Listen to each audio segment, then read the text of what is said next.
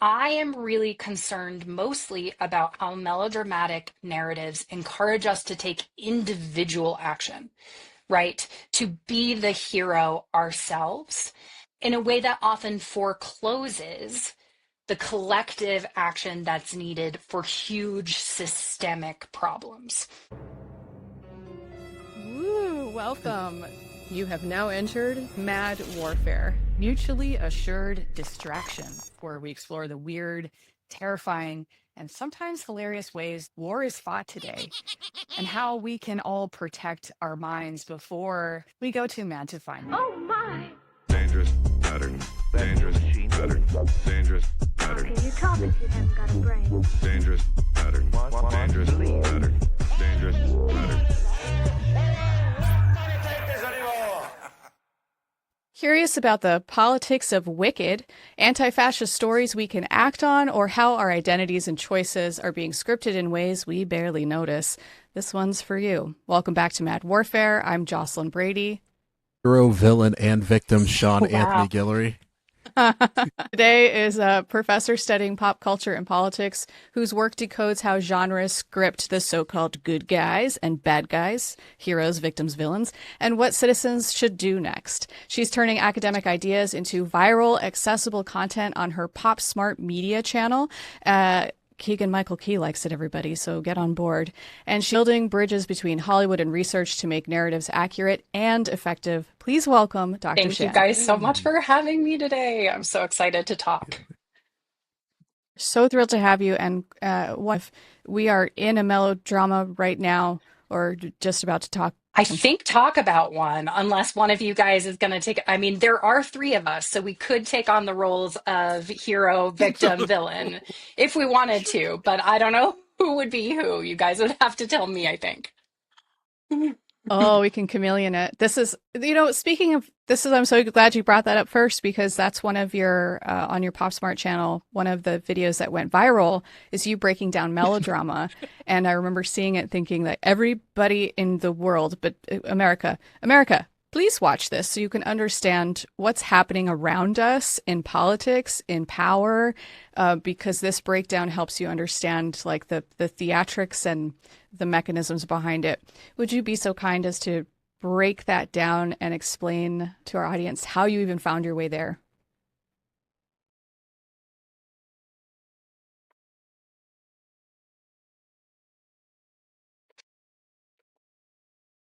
Experiences while I was doing theater where I really saw strangers coming together to talk about issues in the news, in theater lobbies, around sort of discussions about these plays that I was experiencing. And so when I went to grad school, my mission was to try to figure out how art drives social change and conversations about social change forward. In graduate school, I took this class on the politics of melodrama with the amazing Dr. Elizabeth Anker, which changed my life. I think the life of everyone who took that class, and then a whole bunch of melodrama converts out of my students, I think, too. It's sort of the thing that when students email me several years after taking my class, it's one of the things that they're like, I can't stop seeing this everywhere, even 7 years later, that kind of thing. So, melodrama as a genre or a mode, depending on which scholar you ask, but I like to call it a genre, is a series of linked tropes, right? So, standard plot points that repeat. So, there are 6 of them. So, the first is the one that I mentioned, right? Because there are 3 of us. The melodrama relies on a triad of the victim, the villain, and the hero. So, that's the first thing. The second trope is that we know who the victim and the hero are because they suffer deeply. And in melodrama, suffering equals virtue. It's how you know who's good. They tell you loudly that they feel badly about something bad that's happened. The third trait is this thing scholars call the Manichaean dichotomy of good and evil. And what that means is basically that there is no psychological motivation for whether you're good or bad in a melodrama. You just are. It's just an inherent quality that you have. The way I like to talk about this with students is comparing the portrayals of the Joker in The Dark Knight, right? Heath Ledger's Joker, and Joaquin Phoenix's Joker in the Joker movie. Heath Ledger's Joker, he makes fun of the idea that there has to be some deep, sad backstory that's made him the way he is, right? In fact, at one point, the line is something like, some men just want to watch the world burn, right? That's Manichaean dichotomy of good and evil. The Joker in that movie, just a chaos agent, right? Whereas in the Joker movie with Joaquin Phoenix, we get this deep, dark backstory about, how he becomes violent, maybe even a little bit about why he becomes violent and the logic of the film. And that's melodramatic. So that's anti-melodramatic, rather, because we know his backstory. We're meant to sympathize with him a little bit. We get the sense it could have been otherwise. So then in a melodrama, the plot begins and wants to end in a space of innocence. In early melodramas by D.W. Griffiths and other problematic filmmakers at the turn of the 20th century, it often was actually like a home with a garden, or problematically in Birth of a Nation, a plantation, right? This actual physical pastoral space that the villain comes into and disturbs, and everybody's just trying to restore that home space of innocence. In political rhetoric, it's often about sort of a time in the past when we perceive that the nation was better, and trying to overcome the villainy that changed the nation and get back to that time when everything was better. The plot is driven forward by what we call a dialectic of pathos and action, which basically just means that the main characters alternate between feeling deeply and taking decisive action. So you see this in superhero movies all the time, right? Where Captain America or Iron Man, something goes wrong and they feel terrible about the thing that's gone wrong and that people have been hurt, and that gives them the moral authority to act. And then finally, you have the trope of too late in the nick of time, which we know sort of the trite, the stereotypical scenario is you have a woman tied to the train tracks. The train is barreling down. You've got the mustache twirling villain who's tied her there, and the hero rides in at the last second on a white horse and frees her, right? But this happens in politics as well, where people make the argument that something bad is going to happen very soon, and we have to rescue the population, we have to rescue the nation by whatever means necessary right now. It's a way to create urgency in narratives. And once you start seeing sort of how these tropes all link up and structure things, it's everywhere. And it's, I think, fascinating. The decoder ring for professional wrestling, but in that aspect where the suffering equals good, and I don't know if there's a history or what folks may point to as this is the first melodrama. Again, if you don't know, I'm not sure, but it does seem to be something tied to. Do folks usually tie this almost like to Christianity? Again, if that aspect of like the suffering, that's feel free to go on that, because I was just kind of curious on that, because I don't know if it's a melodrama in maybe a country where Christianity isn't kind of like one of the base of the culture or whatnot, if they would see this as different or whatnot. I don't know. But yeah, that was just one of my curiosities. So there is a particular form of Christian sermon from the late 1800s called the Jeremiad, which really influenced sort of the American melodrama. Obviously, some aspects of the Christian story that have resonances here, especially suffering as virtue, because the Bible emphasizes that Jesus suffered to clear people's sins, right? So Americans were already kind of primed for this form where it is sort of like suffering brings you more near to godliness. And there is the aspect also, right, of there are devils and there are angels. But what I will say about most, I think, Christian rhetoric, especially contemporarily, is there is an opportunity for you, if you are a sinner, to change, right? And that is actually anti-melodramatic. Melodramatic rhetoric says that if you are the villain, because that is an inherent quality, you cannot actually ever become the hero because you Very interesting. have been villainous, and that means you are sort of villainous in your core.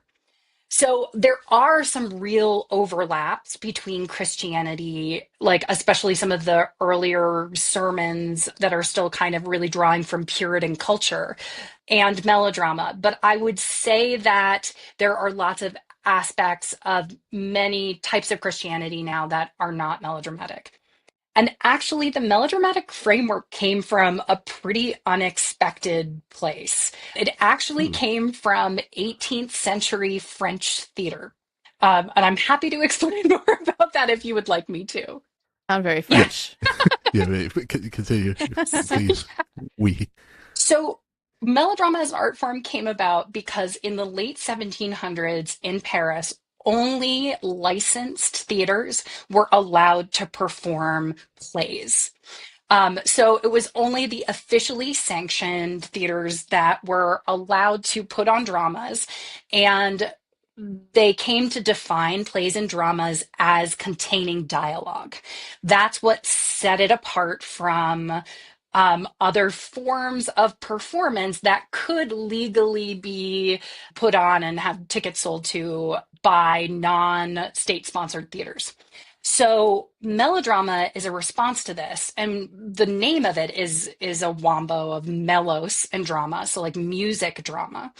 And the reason it's called that is because the melodrama didn't have any dialogue. It couldn't legally. So instead, melodramas drew from very, very clear archetypal characters, right? This is why you have an image in your head of the mustached, cape wearing villain, because that is part of the visual language of early melodrama, right? And you would have the victim wearing white. It's also why when I say melodrama, you might think about this, because melodrama actually had its own language. Sorry, and I should say, Touch I just put fainting. my hand to my forehead. For the poor podcast listeners, Yes. like what's going on? But yeah, okay, what was me? Yes, What that kind of hand was to come me. to it? Yeah. Gesture. Melodrama came up with its own language of gestures that meant very specific things so that the audience could clearly understand how the characters were feeling without dialogue. It's why we also associate the word melodrama with excess, because all of the things that normally would have been put in the dialogue were put into the scenery, the gestures, the music. All of those things were telling you how to feel because there was no dialogue that allowed you to know how to feel. And obviously, when you are doing this kind of pantomime with no words, there isn't a lot of room for moral nuance in the storylines. You have to be very clear about what's going on. And the familiar beats, this dialectic of pathos and action, the in too late in the nick of time rescue, all of that helps standardize the story enough so that people can follow along the more melodramas they see. It also adds excitement and urgency to something that otherwise might become boring because you can't do big psychologically complex examinations of human existence silently. Or I'm sure some people can, but they had not yet figured it out in the late 1700s in France. But melodrama continued to be popular through the 1800s, and then silent film happened. And Yeah. that's why it is so ingrained in Hollywood, is because silent film came along. And here again is an art form where you can't use a lot of dialogue. I mean, you've got intertitles, but you can use music, somebody playing the piano in front of the screen. And so we already had this global art form that was perfectly suited to conveying exciting plots, mostly silently. And so when the birth of Hollywood happened, melodrama became the primary language of film. And that's part of why it feels like such a natural story to us today. Stories are about, the good guy, the bad guy, and the person who suffers, and the good guy trying to save the victim at the last minute. But one of the things that I'm always trying to convey is it doesn't have to be that way. There are many instances in global cinema and storytelling where it isn't. But it influences the way we think about the world in our lives, not just the plots of fictional movies. get kind of that breakdown because on the show a couple of times and kind of let her thoughts again. Think about this, but whatever we get from politics, again, it's at the tribune of whatever we get in terms of like entertainment and whatnot. Like our culture in terms of entertainment, again, it flows down to what we think about politics, including this defying narrative that I guess it started as a loophole, legal loophole, to So this fitting. defining narrative of U.S. But yeah, thank you for that breakdown. Yeah, sure. Yeah, it's fascinating. Also thinking about, you were talking about a simple story. So you can't do like a silent version of Breaking Bad or like any kind of complex character study. And super interesting about the redemption arc, like how a melodrama lacks a redemption arc. And it does feel, maybe this is just my misconception or, tunnel vision, but it does feel like much of society, or at least groupthink, is heavily weighted toward if you're bad, you're bad. And there's no Harvey Weinstein, always bad. I mean, he is. There's no real opportunity for a redemption arc, or is there? No, not in melodramatic narrative. And this is one of the reasons I think it's so important, is because in a melodramatic society, there is no reaching across the aisle to compromise on shared values, because once you've seen your opponent as inherently evil, to compromise with them is to give in to evil. And that's really a problem, especially with things like social media, when things become an echo chamber, right? This isn't to say that there aren't people who are evil, right? I firmly believe there are people who are evil and want to harm other people.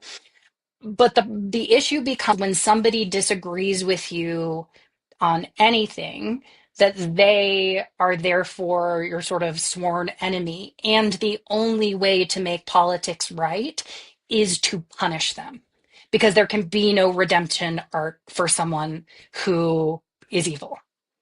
So basically, like attributing bad intentions to everyone who disagrees with you on any issue is the issue. I think that there are ideologies that are harmful to everybody that should be decried, right? That's not what I'm talking about here. But it is like, if somebody even questions what you believe is right or good, they become somebody not worth having a conversation with at all. That I think is one of the problems that has gotten us into this kind of us versus them mentality, which I don't think is good for the country, personally. Drama in terms of that kind of framing of things. We see that framing as bad when it's applied to real life, except for professional wrestling, because again, Roddy Piper and Randy Orton, they're always going to be heels to me. But we've definitely been focusing on the problems, and again, that's because again, like this is probably one of the kind of national security questions, and especially when we talk about like more domestic security, the kind of positioning when we're kind of teaching about this is please don't apply this to politics again, unless you're trying to like understand how people see it in their perspective. But is the encouragement to try to get people not to see like politics or other aspects of real life as a melodrama? As a humanities professor, I am always going to plug media literacy as, Okay, yeah. as a potential solution to a lot of problems that I'm seeing. And it's not that melodrama as a storyline is inherently good or bad. Like, I'm not trying to be melodramatic about melodrama, right? Meta melodramatic, yeah. But I do think is really important to pay attention to is the assumptions we make when we're telling a melodramatic story, or when somebody's telling us a melodramatic story. And I think it's important that we think about how specific types of stories that we tell limit potential outcomes of the issue we're trying to tackle. So I come from, like, a lot of my scholarship is about climate change community, right? So, one of the scholarly articles that I've written is about how global warming discourse often uses melodrama to frame the issue, right? the earth was in a good place in terms of stasis, and then humans messed it up. There's our home space of innocence, right? And so what we're trying to do now is return the earth to this sort of like space of innocence where there's no global warming, where the earth is happy and we're happy, right? So that's that kind of thing. We have to feel deeply about what is happening. We have to feel guilt and concern, and then we can take actions. The villains often in this framing are people who work in certain energy industries, right? Or politicians of a certain party, all these kinds of things. So you can see, even with that, without me going through all of the tropes, the way it maps on. And so for me, specifically with this issue, I am really concerned mostly about how melodramatic narratives encourage us to take individual action, right? To be the hero ourselves in a way that often forecloses the collective action that's needed for huge systemic problems. So, like, if we watch the end of An Inconvenient Truth, for example, most of the, in the credit, the storyline is kind of handed over to the viewer, where it's like, are you worried about this? Have you suffered for the last hour and a half, knowing how bad things are going to get? Great. Well, here's your actions you take, right? Now it's your turn to be the hero. And it gives advice like change your light bulbs, insulate your house, that kind of thing, right? And one of the problems I think with these narratives is all of that is great. And it makes the world a better place if you use more efficient products and you produce less waste. But it doesn't come close to addressing the huge systemic changes or the huge systemic causes that, when we kind of break things down by percentages, are really driving the problem, right? Instead, it puts everything on the individual and it says, like, you go be heroic and fix it, rather than like, now you have to turn to everybody around you and put pressure on the entities that are actually causing this problem. To drop another attributed to Einstein, we were talking about yesterday or the other day, but make it as simple as possible, but no simpler. And it feels like, melodrama is like hijacking these things that our brains love. It loves threes, like the most basic pattern. It's just like the core thing. I can follow that. It loves very clear, like, certainty. I know what that character is. I know what they're about. I know they're bad, no good, or good, great, follow, or I suffer, ow, poor me. It's also, I feel like there's a lot of victimization happening in society. It's like we have some leaders, not to name names, that really victimize themselves. And when that's the person that young people see as, well, that's what you can get elevated to due to a society. Yeah. Yeah. One of the things that I'm always careful to talk about, especially with my students, is it is important to listen to people who say that they're suffering, right? Because they might have a legitimate claim about some injustice that's been done to them. But it is the injustice that makes them worthy of reparation, not the suffering. And I think that's important for two reasons. One, because I think people can manipulate through suffering, Jocelyn, like you alluded to, right? That just claiming your suffering does not automatically make you a good person, right?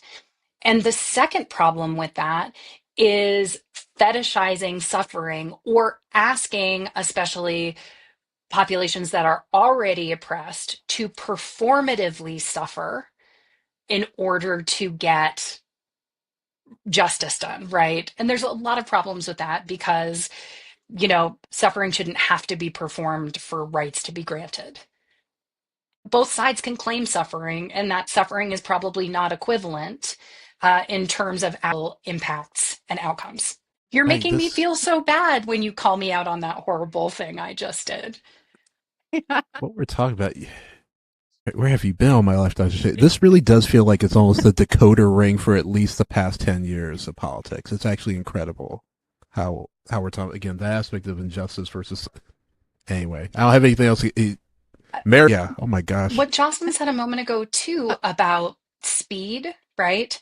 I perceive that a lot of this is also driven by 24-hour news cycles with little sound bites and short little stories, and certainly, 3-minute cats on reels and political commercials, right? One of the reasons I'm so fascinated by genre is because they're basically our own cultural myths.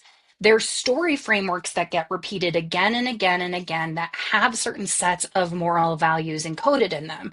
And because they're so familiar, right, you only have to give the audience one or two of the tropes in order for them to fill in the entire sort of genre universe. So if I put a man, and let's actually get specific, right? Because there's also racial and gendered dimensions to this, right? When I say the victim in a melodrama, it's really hard not to think of a woman, right? Because that's the image we've seen over and over again.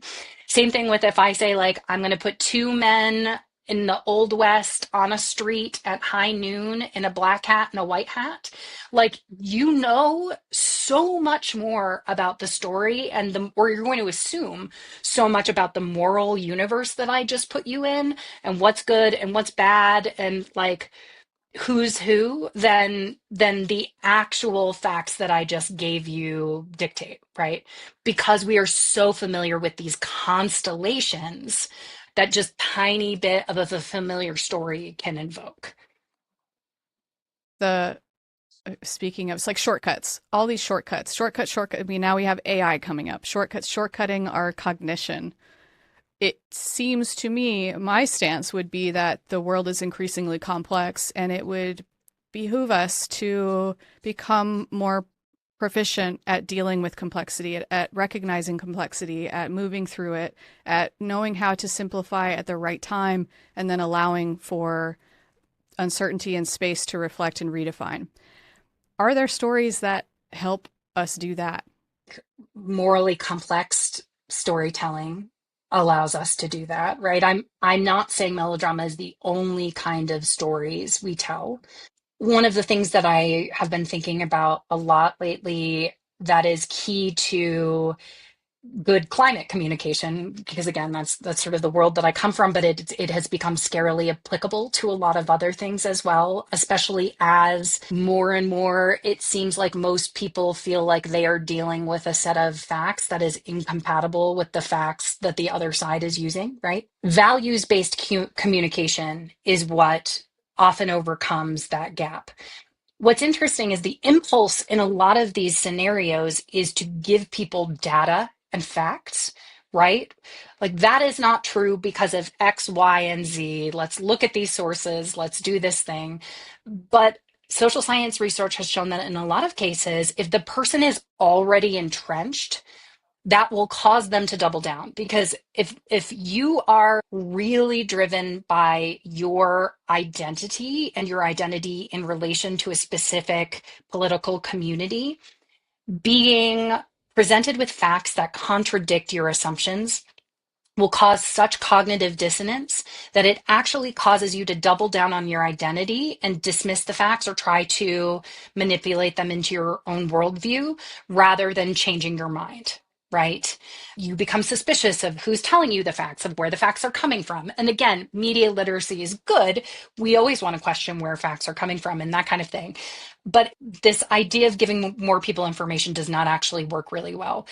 What social scientists have proven is that values-based communication is what can break through to not everybody, but some people, especially people who are not as extremely polarized as others. And that is driven by finding common ground, right? Whatever, and you're not going to find common ground with everybody, but there are some people, right, where you can be like, I know you value fairness. Do you remember this one time when we were growing up, you gave us a lecture about, like making sure everybody had what they needed or that sort of thing? Having a conversation that's grounded in a shared value in relation to politics and asking questions about how they feel like their politics fit in with their values and that kind of thing can actually change people's minds and is anti-melodramatic, right? Because it's saying we disagree, but we share some things in common. We want to see the world be a better place in X, Y, or Z way, right? And again, this doesn't work with everybody because some people have values that are going to be incompatible completely with your values. But there are opportunities to do that. From a climate change standpoint, my favorite person doing this is a climate communicator named Catherine Hayhoe, who is evangelical and a climate communicator.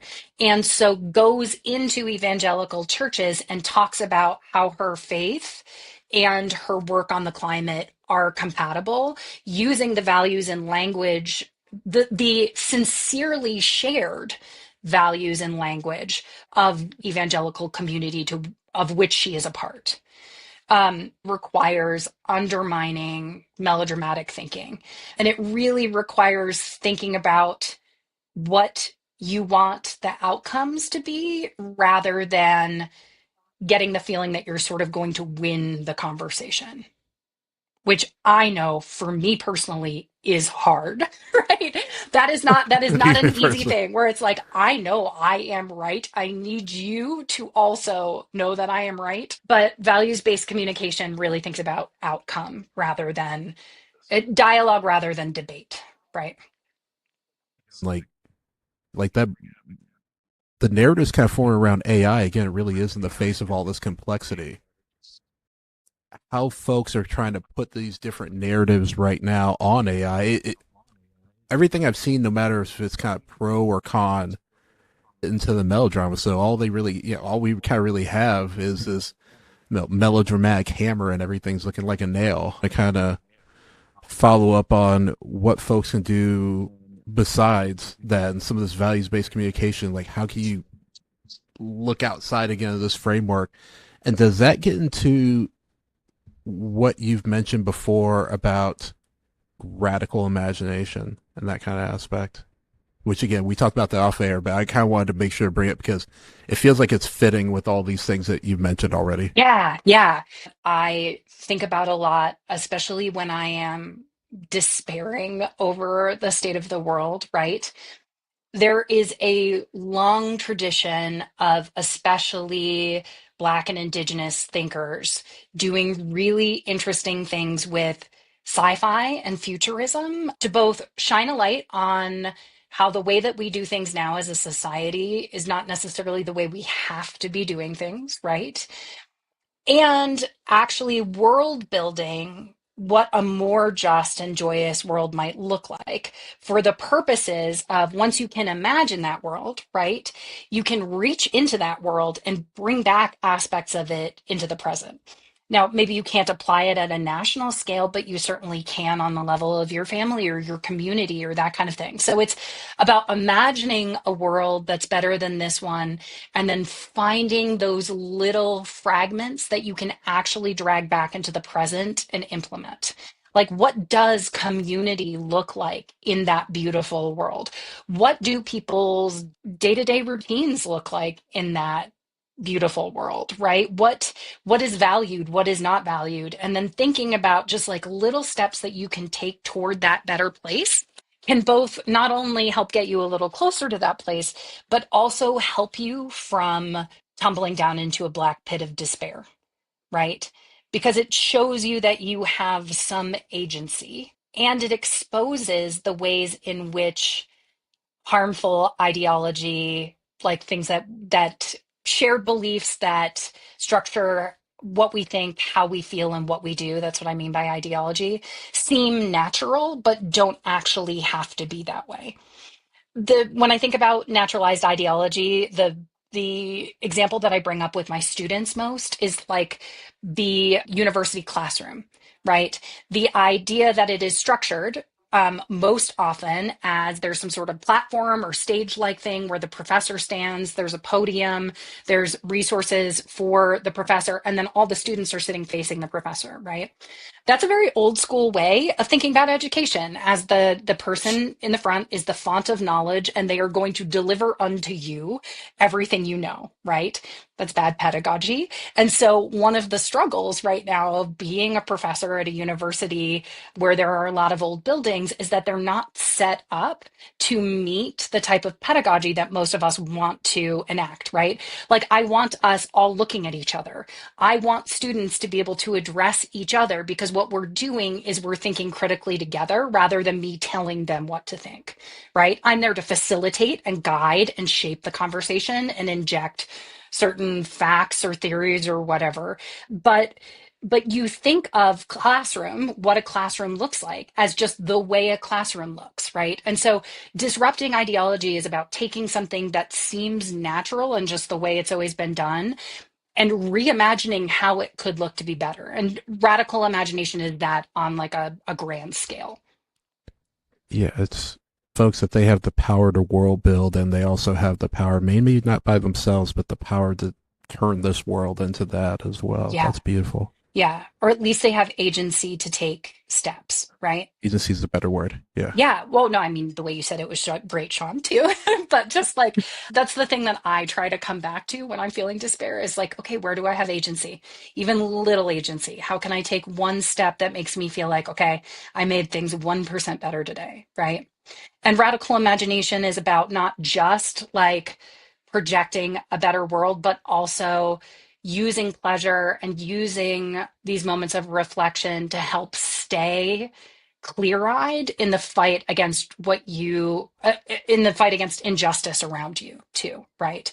Because obviously people in professions where they are trying to change the world need emotional fuel to keep doing that because you lose so often.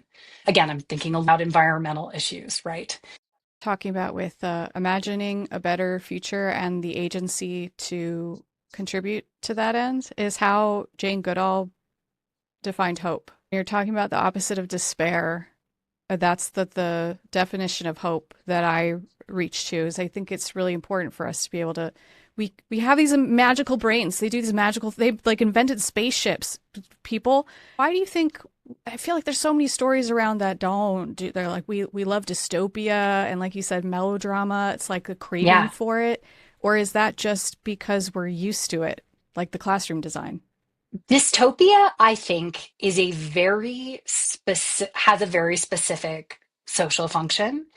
The more I think about the way dystopias cropped up from like 2005 to 2015 and the way a lot of college students and young people now were saturated in dystopia growing up, I think it's so fascinating, sort of the world they've inherited.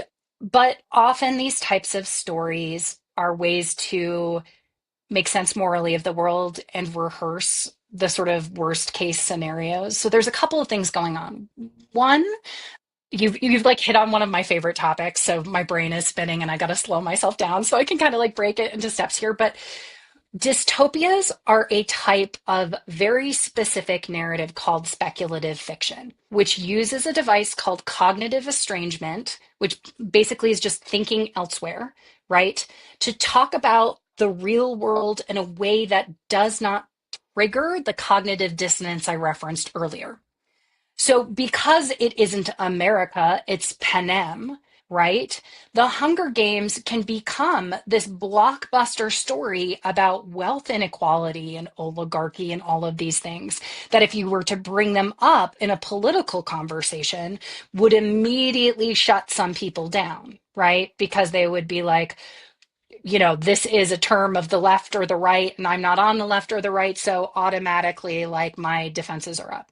So cognitive estrangement allows us to really think through some very hot button issues by setting these moral and political frameworks in a different time and space, and using what this theorist who I think has one of the greatest names I've ever heard, Darko Suvin, called the novum, right? The new thing. So in Star Wars, it's long, long ago in a galaxy far away, that's our novum right there. It's the thing that lets you know we're not in Kansas anymore, right? And as long as we're not in Kansas, we can talk about Kansas using the Tin Man, the Scarecrow, and the Lion instead of the three dudes who work on our farm, and we can process things in a way that feels a little more psychologically safe. And then dystopia is a type of horror, right? And so horror also helps us, or I would argue that it's horror on some level. And the social and psychological function of horror is to let us look at these things that are incredibly psychologically disruptive slantwise, right? So the monster is often kind of a safety valve for like a much bigger real fear underneath. So Leatherface is kind of from the Texas Chainsaw Massacre, is this kind of, attainable manifestation of the idea of death, or that there are people who want to hurt us, or that kind of thing. And horror movies have been playing with this, right? The Babadook, the monster is actually grief. Get Out, the monster is actually racism, right? These kinds of like huge psychological things. So dystopia really, especially, there are so many of them that are about these inequalities, these social inequalities, class, people in charge, the violence we do to people at the bottom of the totem pole. It's a way for us to process those ideas and think about them and talk about them without actually talking about sort of what is happening in real life, because that is psychologically volatile, and it would require us, I think, to make more changes if we looked at it more straight on. Melodrama and dystopia, I'll keep it to that. Um, they've both been very helpful in terms of like how we frame how things are going around. Again, we can talk about like, is that the right thing to do, or how to, again, in terms of good media literacy.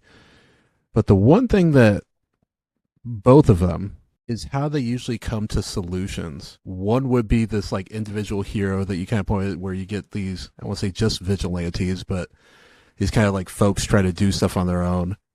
And then with dystopias, please again give me some ones where maybe more famous examples where it's not that, but it's literally burn it all down. It just wins. It's just too big. We can't beat it. And that does seem to be the solution that a lot of folks of this kind of generation has, and like you give up and you become doomer, or try to find some way that you think is gonna break it all down, and you could even try to elect such an agent that they think is going to do that. Yeah, there is a heated conversation in the climate change community about whether or not really telling stories about how bad the climate can get and what it will look like when the climate is bad is helpful, because a lot of our climate change stories are dystopian, right? It's like when everything is horrible and flooded and we don't have enough water, and, right? And a lot of folks have argued that that is incredibly demotivating. Um, and we're seeing en masse with a lot of the younger generations who know that they're the first kind of cohort that aren't going to have a better quality of life than their parents did, right? Who are looking down the barrel of all of these potential dystopian scenarios from tech, from climate, from all of these things, right? There's good evidence that presenting people with these terrifying scenarios actually just makes them be like, well, that's too huge for me to do anything about. Why would I? It causes people often to throw up their hands, which is why, again, radical imagination has been presented as an antidote to this too, right? We can't get to someplace that we can't get to a better future that we have no idea, if we have no idea what that better future looks like, right? And I think that politicians and other people who are trying to visualize the nation in 10 or 20 years have not really broken through with a compelling story about what things would look like if they were better. The one narrative that I think has broken through is this kind of return to a home space of innocence, right? Going forward is bleak. Going backwards actually gives us some sort of safety. And when I say us, I'm putting that in scare quotes, right? Because certainly the past was not safe for the vast majority of the population. So there are a lot of people working on, I'm thinking of Sarah Jaquette Ray, who talks in her book, A Field Guide to Climate Change or Climate Anxiety, about like a great turning narrative. Like, what if this is the moment where we all sort of righted the ship and suddenly our quality of lives got better, not worse? What would that look like, right? Because people often think in order to make things better, they're going to have to deny themselves a lot of things too, mobility and that sort of thing. So can we imagine a better future and tell a story where that future is vivid enough that people want to get to that story rather than just avoid the worst possible version of the kind of dystopian narratives that we've told them are coming? To that end of helping us expand our thinking versus Yeah, kind of go to the toward versus the away. So you break it down to the simple, you know, what we either shut down and go, no, I need to cling to everything that I know, or I'm going to go on an adventure and explore. Also, right. I've never thought about it this way. Maybe I'm mishearing because I'm biased and you'll hear my bias.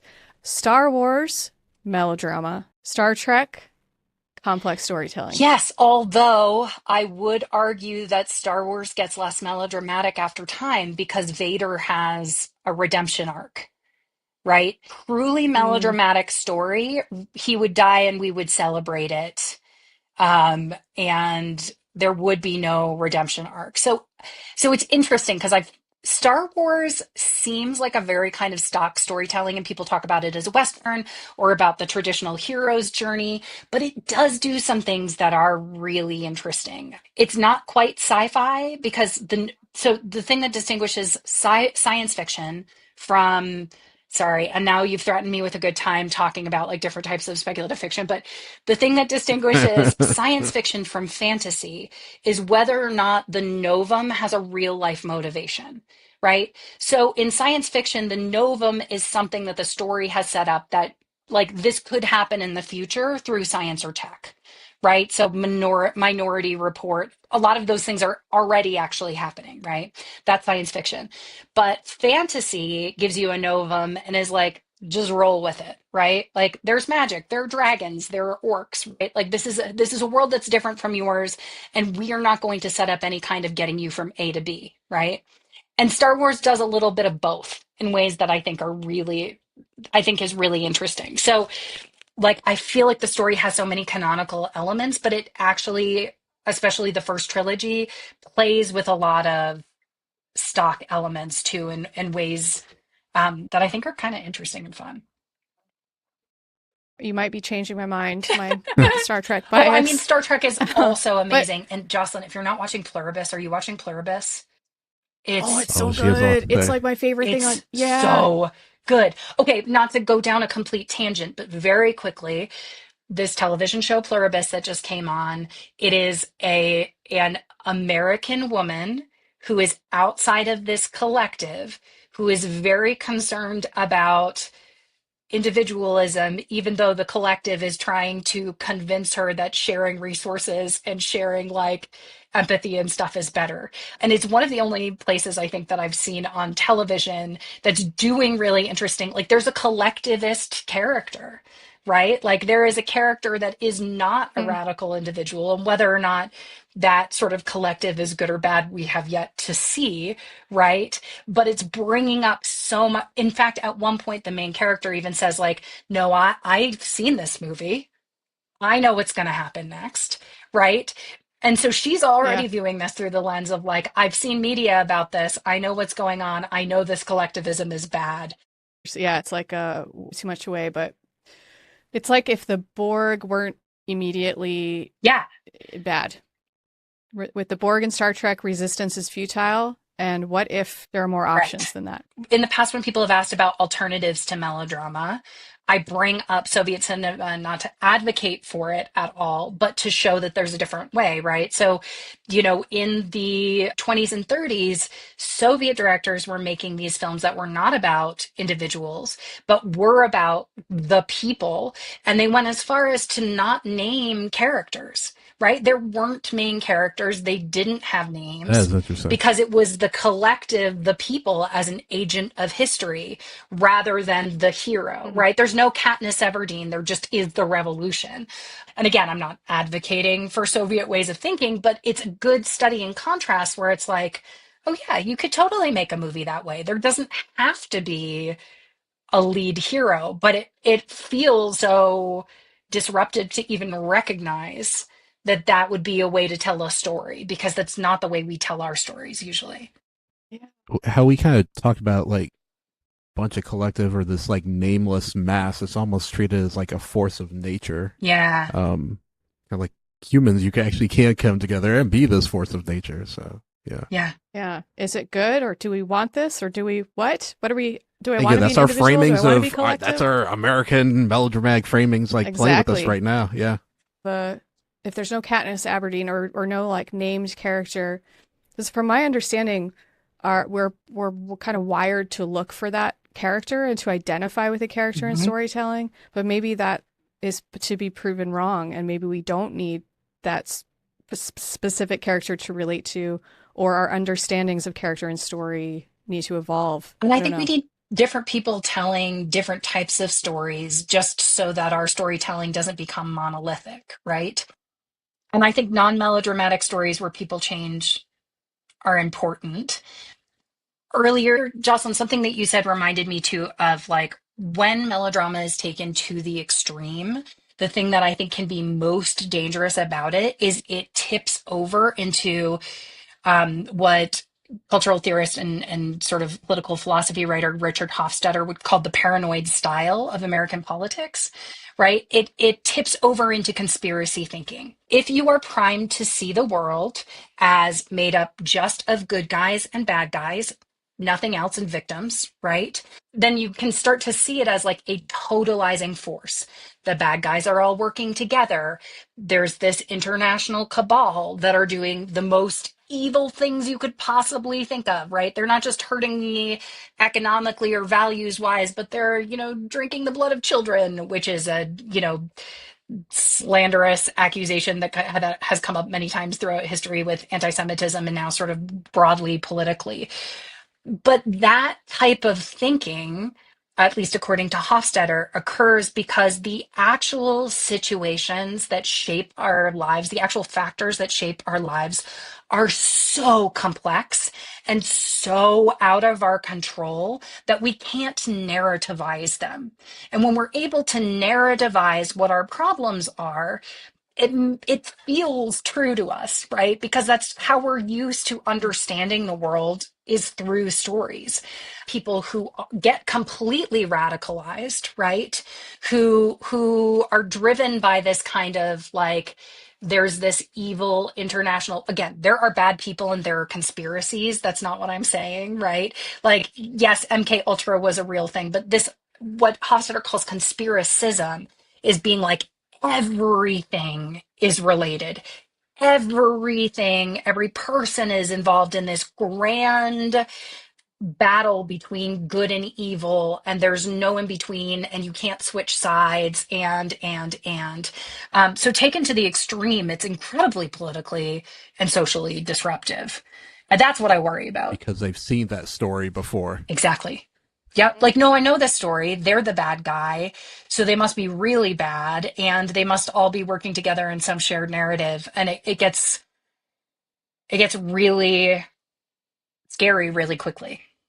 Drug, like it's the drug of certainty. Like Yes. I know, I'll find The out. drug of certainty. Yeah, that's it, Jocelyn. Exactly. Right. Like that is a good feeling.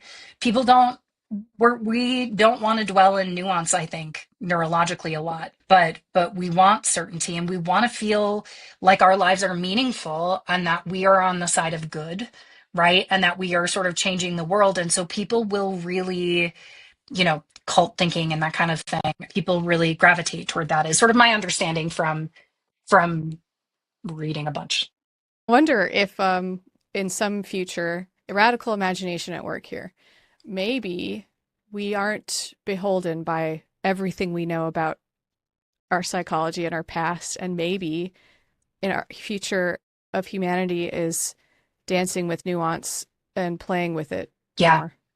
I think cognitive flexibility is an underrated thing that we need to be teaching. Not moral relativism, right? Like, but being able to really look at things that contradict what you hope is true with clear eyes and be able to pick out the most good faith argument of those you disagree with, if there is one, and be able to reckon with that and support your ideology and your ethics with actual things beyond just like this is good and this is bad because I know it in my bones, right?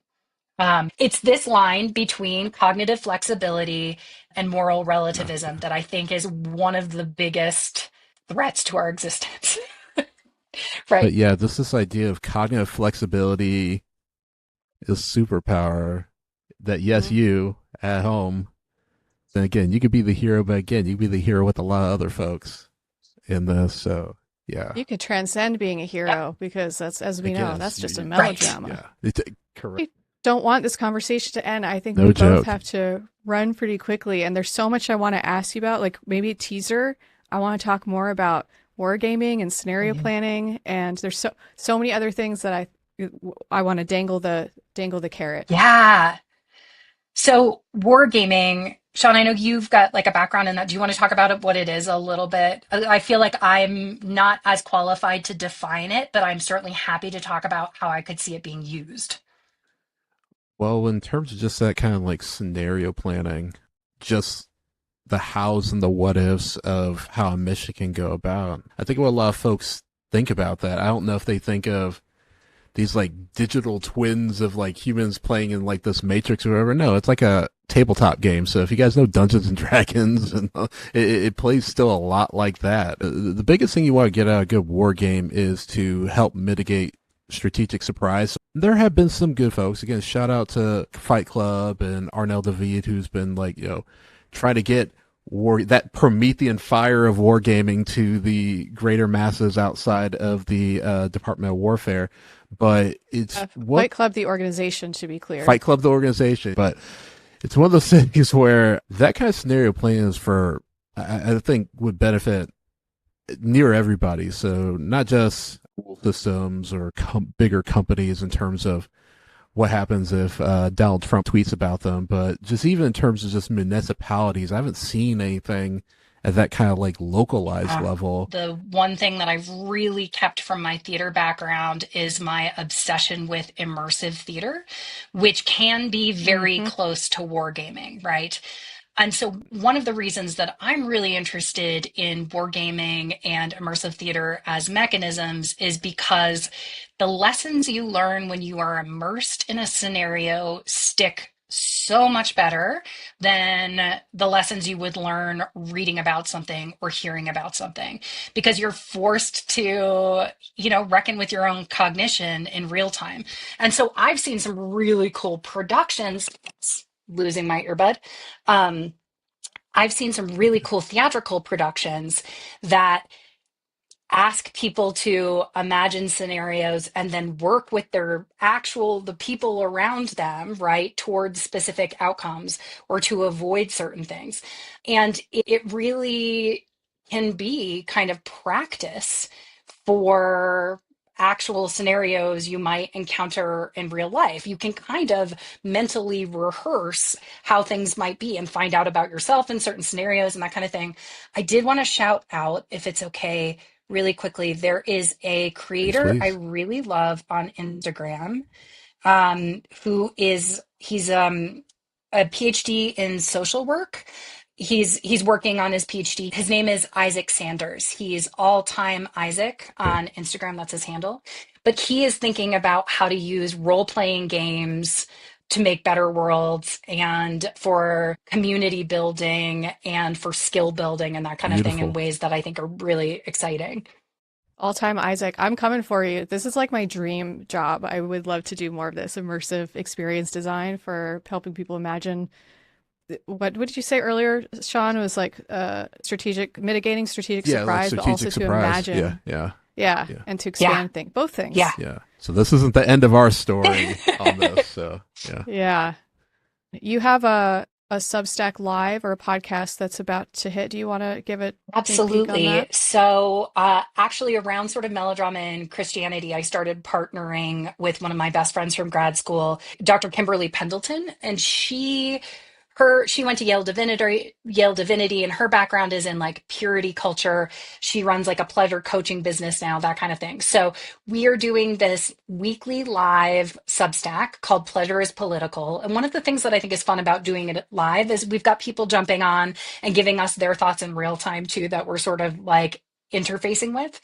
Every Wednesday, 5 p.m. Eastern Standard Time, asking people who are experts on something to bring us a cultural product, a film, an album, a piece of art, to talk about how it taught them something about politics or the way to be in the world, how like it's helped them use pleasure to imagine a better political future.